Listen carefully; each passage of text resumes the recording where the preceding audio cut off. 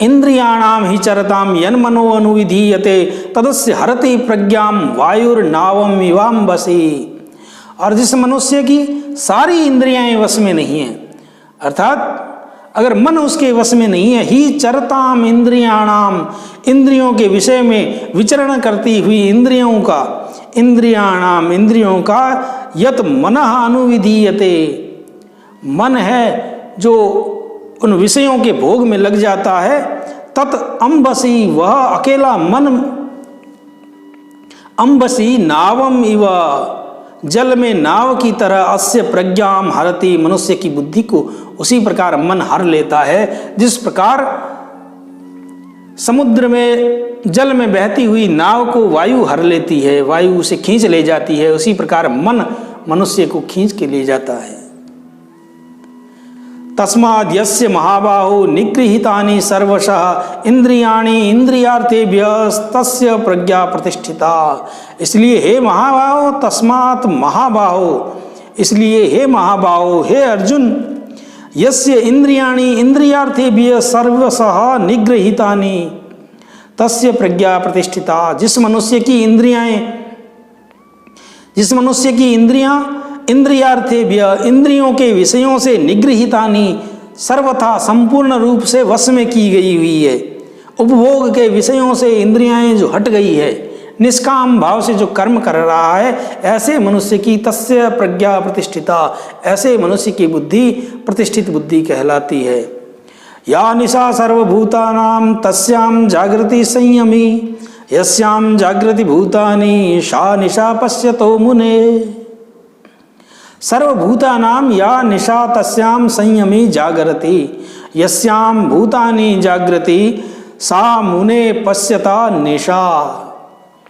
सर्वभूतानां अर्थात संपूर्ण प्राणियों के लिए, समस्त प्राणियों के लिए, या निशा जो रात्रि है, अर्थात परम तत्व से विमुखता है, तस्याम संयमी जागृति, उसमें संयमी मनुष्य जागता है, अर्थात संयमी मनुष्य उस परम तत्व का ध्यान करता है। और यस्याम भूतानि जागृति, और जिसे सारे संसार के सारे समस्त प्राणी जिसे दिन समझते हैं, जिसमें जागृत रहते हैं, अर्थात भोग के संग्रह में लगे हुए रहते हैं, सा मुने पश्यता निशा, वह उन मुनियों की दृष्टि में जिन्होंने जो निष्काम भाव से कर्म करते हैं, ऐसे मुनियों की दृष्टि में वह रात्रि के समान है, अर्थात वह रात्रि के समान उन विषयों के भोग का त्याग कर देते हैं। आपूर्यमाणम अचलम अप्रतिष्ठम समुद्रम आपः प्रविशन्ति यद्वता तद्वत कामा यम प्रविशन्ति सर्वे शांतिम आपनोति न कामकामी। यद्वता आपः आपूर्यमाणम समुद्रम प्रविशन्ति अचल प्रतिष्ठम तद्वता सर्वे कामा यम प्रविशन्ति स शांतिम आपनोति कामकामी न।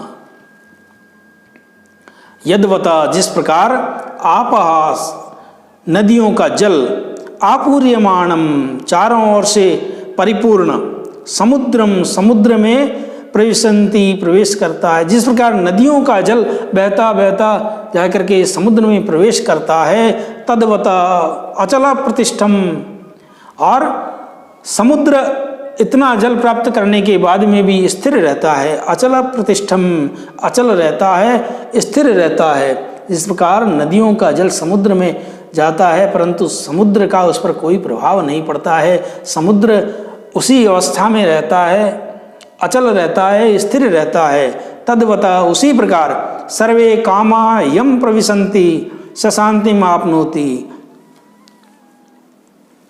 उसी प्रकार जो मनुष्य निष्काम भाव से कर्म करता है, सर्वे कामा यम प्रविशन्ति, जो निष्काम भाव से कर्म करता है सारे कर्म उसमें अपने आप से प्रवेश कर जाते हैं।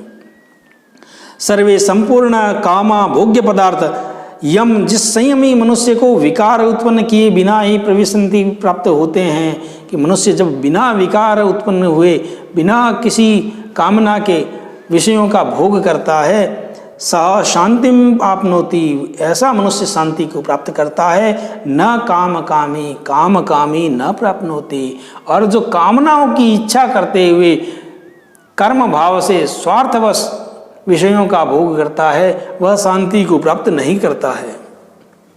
विहाय कामान्य सर्वान् पुमान् चरति निष्पृहा निर्ममो निरहंकार स शांतिम अधिगच्छति। और शांति को कौन प्राप्त करता है? तो श्री कृष्ण ने बताया कि यह पुमान सर्वान् कामान विहाय निष्पृहा निर्ममा निरहंकार चरति स शांतिम अधिगच्छति। कि जो मनुष्य, यह पुमान, जो मनुष्य सर्वान कामान, सभी कामनाओं को विहाय त्याग करके निष्पृहा, स्पृहा से रहित होते हुए, इच्छाओं से रहित होते हुए, निर्ममा मोह से रहित होते हुए और निरहंकार अहंकार से रहित होते हुए चरति आचरण करता है, स शांतिम अधिगच्छति, ऐसा मनुष्य शांति को प्राप्त करता है। कि जो मनुष्य निरहंकार होकर के निर्मम अर्थात मोह से रहित और निष्प्रिय इच्छाओं से रहित होते हुए आचरण करता है, विषयों का भोग करता है, वह मनुष्य शांति को प्राप्त करता है।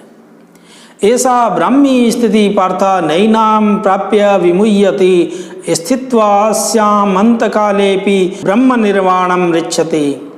और हे पार्थ, ये जो स्थिति बताई है ये ब्राह्मी स्थिति है।